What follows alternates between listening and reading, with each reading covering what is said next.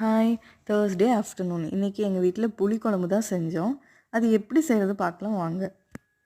First ஒரு கடாயில் oil போட்டு நல்லா ஹீட் ஆனதும் அதில் சீரகம், சோம்பு, மிளகு, வெந்தயம் போட்டு நல்லா பொரிய விடணும்.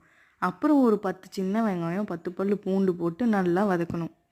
ஆனியன் நல்லா வதங்கின உடனே ஒரு கைப்பிடி தேங்காய் போட்டு நல்லா வதக்கணும். நெக்ஸ்ட்டு லைட்டாக புளி, கொஞ்சமாக கல்லுப்பு போட்டு அதோட பச்சை வாசம் போகிற அளவுக்கு வதக்கணும். அடுத்து கட் பண்ணி வச்ச 3 தக்காளி போட்டு நல்லா வதக்கணும்.